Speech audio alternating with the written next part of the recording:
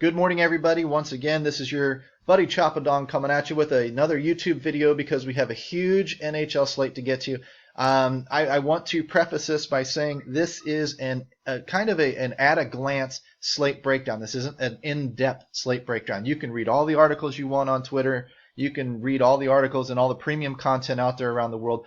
My goal is to get the newest player who's curious about the sport of hockey up and running quickly and showing you how to go about targeting some of the better offenses. And then where you're going to go for specific player picks, man, who knows? I'm telling you that fantasy hockey is a highly volatile sport, night in and night out. You can target specific producers from specific teams, but like baseball, they can crap on you. So I don't really do a lot of in-depth player picks. I will tell you that for cash, we tend to avoid deep stacks in games if we're targeting Columbus. I'm not going to throw this whole front line out there most times in cash because it really narrows my focus. And in cash, I want to kind of spread out a little bit and pick up a floor. I don't need. I want pieces. If I see they're going to score 3 goals in Columbus, I don't know where these goals are coming from. Not very many people in this world do. And honestly, I know they're going to come from somewhere on these top 2 lines typically. So I would like to take one of the line 1 guys, the scoring line 1 guys who's on a power play unit, and drop in another one off of line 2 who's in the same power play unit. So I might take Saad and Jenner. I might take Wenenberg, Atkinson, whatever I can afford. I'm going to mix and match because if a goal gets scored in this game, I'm going to have a decent shot if I've got 2 lines covered at picking up the goal or the assist. And then I'm going to overlap a little bit on that power play unit. In case they score on the power play, I might get both pieces of it, if that makes sense. That's the idea behind the little bit more of the cash game strategy. You cast a little wider net. You're not going to score with the upside, but you're also not going to completely bomb. And in cash games, we're trying more to not bomb than we are to test our ceiling. In GPPs, by all means, if you think Columbus is one of the better offenses of the night, stack that damn line up from top to bottom.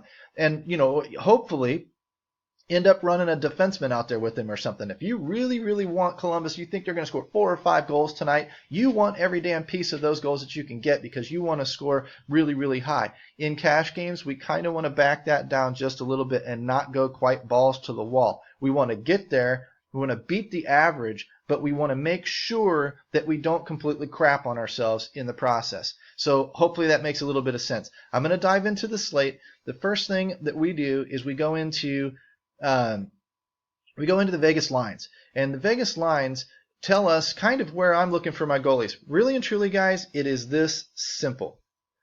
Big Vegas favorites. Minus 260, he's on the board.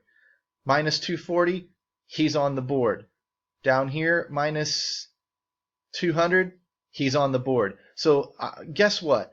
I've got, a 150, which is okay, a 110, a 130, these are all okay if you're really wanting to get crazy with a goalie, but goalies are so damn important in hockey that, like a starting pitcher, you need the win. You need those points. You can't risk in cash games, save the risk, save getting cute for tournaments. In cash games, you cannot risk missing that victory. Take the sure freaking thing, lock it down, pay up, move on. Yes, everybody in the world is going to have that goalie. Who gives a shit? In cash, it doesn't matter. Honestly, in tournaments, in hockey, it doesn't matter. You can differentiate your lineup elsewhere by targeting a different offense or by targeting the second line of scoring or maybe the third line of scoring instead of the top line like everybody else is going to try and do. You can differentiate in so many places in hockey. You don't need to do it with a goalie. Lock up the points and move the hell on with your day. In 2 seconds, I've assessed this 11-game slate and I've got 3 goalies, one of whom is going to have a great night. Probably all 3 of them should get the win. 2 out of the 3 probably will get the win, and I'm going to have a piece of it. That's all I need for my goalie. It's very simplistic, but it's the way it goes. When I'm looking at teams and who to target, I'm looking at who's scoring the most. I'm going to come to Roto Grinders, free plug, and I'm going to look at the earned points. I like a 4-week period of time because it's a little bit longer and smooths out the variance a little bit, but it's also short enough. It shows me who's playing well lately and who's playing awful lately. Those numbers tend to bounce around a little bit than if you just look back across the whole season. And honestly, at this point, who gives a shit what they did in October? With injuries and everything, things have probably changed. I'm looking at kind of a little bit of recency, but not too much recency, if that makes sense. I'm going to rank these teams per game, points, fantasy points earned per game over a 4-week period. Washington, Pittsburgh, New York Islanders, Minnesota, Winnipeg, Rangers, Boston. How many of these guys are playing tonight? It's going to give me an idea if they face a soft defense. Hello. I can click it over here to allowed, and I can re-rank them and see who's giving up points. And I'm going to find the teams I want to be targeting. When one of these top teams targets one of those bottom teams, I'm on it. And so should you be. It's just one of the easiest ways to quickly break down a slate. Let's run through these games as quickly as we can. And start with Vancouver and Columbus. We already talked about Columbus and their goalie having a nice little favorite. The Bob is at home. He plays well at home. I'm going to be looking a little bit into this game because of the favorite. I will say that Vancouver travels horribly. They've lost 4 in a row. That's a good sign. The 5.5 over-under is not a bad sign. I will say, on top of it all, that the power play units in this game, Columbus, according to the score app that I look at, has the top power play unit in the league. And Vancouver has the 6th worst penalty kill. When I've got a great power play and a bad penalty kill, you can pretty much bank on it being a good advantage to the team that has the power play. So I'm going to be looking for some Blue Jackets, and I'm going to probably be focusing on that top power play line since they get the most action, the most time, the most minutes on the ice. Skipping over to Detroit and Washington. Washington has been just blowing the doors off lately. They've won 4 in a row. They carry another big favorite. They are the number 1. If you saw back on that first graphic, they are the top scoring team over the past 4 weeks, and that's where fantasy points are coming from. This is a great game to target. Detroit is not like the worst in the league, but they're not a good team defensively. And again, we've got another power play situation where Washington's a top 10 and Detroit is mediocre. So again, I'm going to be focusing on the power play unit here. Scrolling down a little bit, Nashville and New York does not excite me. I will say this, if you're a tournament kind of guy and you believe in narratives and domination, all this stuff, New York has won 3 games in a row, and over the last 10 times they've played Nashville specifically, they're 7-2-1.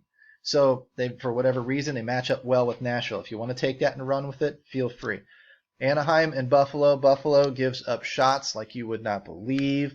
Anaheim does not really produce a lot of shots on goal, but they're going to get a bump tonight. I'm not focused on this game. I don't like the 5, total over-under. I will say that Buffalo has a terrible penalty kill. Anaheim has an average power play, and Buffalo gives up shots. So if you want to target Anaheim, you're not going to hear me complain.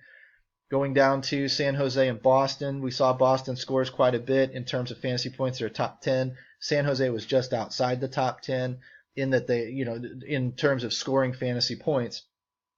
Teams defensively, Boston's a little bit average. San Jose is actually pretty good over the last 4 weeks.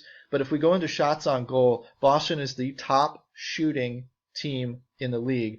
San Jose is just outside the top 10 at number 11. But both these teams over the past 4 weeks have given up shots like rain falling from the sky.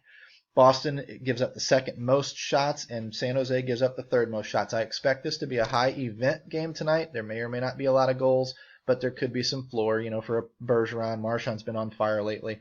You may or may not look at it. I will say this, in the domination department, San Jose is 6-3-1 against Boston in their last 10, and there's this the penalty kill in Boston has been particularly bad against San Jose.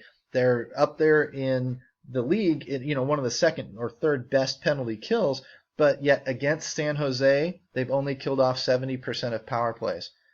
That's kind of interesting if you're a tournament guy, because that would give you some justification to roster Burns, maybe the top line of Pavelski, something like that. Couture, Marlowe, something like that. There might be something there if you want to really dig into it. This game over here, I think, is really a little bit of a sneakier shootout. The Islanders, again, are the 3rd best team in terms of producing fantasy points over the past month, and Philly is really, really on the schneid. They're both mediocre defensively, but again, with Philly being on the schneid, I might take that shot at some Islanders tonight. Looking again at shots on goal, you've got two top 10 teams going up against each other, and you don't really have a stout defense in there stopping those shots from getting through. You don't have great power play matchups, but when you've got teams that shoot the puck and you've got teams that don't necessarily stop the puck, you've got potential, especially when one of them is producing, fantasy points recently. You got some potential there to look into that game a little bit deeper. If you find out, you'll look in there and see that a little confusing stat, Philly is 6-2-2 against the Islanders in their last 10. So that's a little odd that they would maybe have the edge in the head-to-head matchup. So again, that may balance this out, turn this thing into a shootout. I don't know. I'm just saying these are things that we're going to look at when it comes down to it. Ottawa and Dallas. Dallas, good Lord, Dallas gives up points like crazy typically. And both these teams can score. Over the past month, they're both top 10 teams. They're matching up against teams that are not great defensively once again. Ottawa's lost its last two back-to-back, and Dallas has lost 3 in a row. So something's going to give tonight. One of these teams is probably going to get right, and I want to be there when they do. So looking into this game, you may want to take a little bit here and there. It's kind of a secondary, not really your core offense. Your core offense is probably Washington at this point, maybe the New York Islanders, maybe Columbus. I would rank this game down and below that, but if you're a tournament guy and you want to bank on a shootout, this might be a place to look. This one probably is not in Florida and between Florida and LA. LA owns Florida though. Even though Florida's won its past 3 games, the past 10 times they've played, LA has won 8 of those games. So there might be, again, a little bit there. Shots on goal wise, LA puts pucks on net. Florida tends to give them up a little bit. But again, I don't see this game really blowing out and really being a place to really dig in and throw in 2 or 3 skaters from the same game. You might pick one. You might just write the game off. St. Louis, where I live, versus Toronto. Toronto gives up points. Toronto can score. St. Louis has actually been better since they've made the coaching change, which is odd. I don't know if that's going to last or not, but it might be time to start looking at the hot hand and riding it a little bit. St. Louis versus Toronto, 6-2-2 in their last 10. And their average shots on goal is really not that high. They rank kind of towards the bottom of the league, but for some reason they've been pumping about 38 shots on goal against Toronto when they've matched them head up. So if you're looking for a big bump, listen to that little fact. You might want to dig into it a little bit, take advantage of it. Both power plays are pretty good, but both penalty kills are pretty good. I don't know, really what to make of this game, but I think we might want some pieces of it. This is a game we really want some pieces of. You look at Pittsburgh, massive favorite, second most powerful offense over the past month, facing a terrible defense in Colorado, typically a top 10 weak defense. You just want to stack this game up. In cash, you want 2 skaters. You might even take a third from it because, quite honestly, this game is not going to end well, in my opinion, for Colorado. Again, look at the power play. Your 4th best power play unit, your 5th worst kill. So when you've got the best going against one of the worst, you might want to look into that one a little bit deeper. Last game of the night, Montreal and Arizona. Montreal's been on a terrible run lately. They've lost 4 in a row. They carry a big advantage or favorite into this game because nobody likes Arizona. Arizona does play better at home. Arizona does score a little bit at home. And to be quite honest with you, they're not at the bottom like they were a month or 2 ago. They're kind of creeping up a little bit. I don't know if that's sustainable by them, but you may want to kind of take that little sneaky play. Now, if you wanted to jump in and say, well, but Montreal has the 6th best power play and Arizona has the 4th worst kill, hey, fine. Take some of these power play unit guys. That's not going to offend me either. I think it's a secondary offensive choice, though. I think your primary offensive choice is Washington, Columbus, maybe the Islanders, and then and then Pittsburgh for sure. Those are the offenses I'm going to target as much as I can. I may dip down for some value into that New York Philly game. I may look a little bit at Boston, San Jose. I may look at Dallas, Ottawa. I may look at St. Louis. But again, that's just kind of where I'm going at the end of the night when I've kind of set my core up. So that's just a rough way to look at a slate, kind of break it down, kind of target some offenses and some goalies. Guys, my name is Chapadong. You can find me on Twitter. You can find us in the VIP room in our Slack chat at thedfsarmy.com. Certainly look in the description if you're interested in becoming a VIP and you want more details than I can give you out on YouTube and whatnot. Take a look a little bit deeper into the Army. Follow that link, that referral link. Take advantage of the discount. The word CHOP as a referral code gets you 20% off your subscription should you decide to become a member. I'm telling you, hockey's fun, guys. It's high variance, but it's a lot of fun. If you want to dive in and learn more, come and check us out. I'll be back tomorrow with a little bit more write-up on small slates, YouTube video on big slates. You guys take care.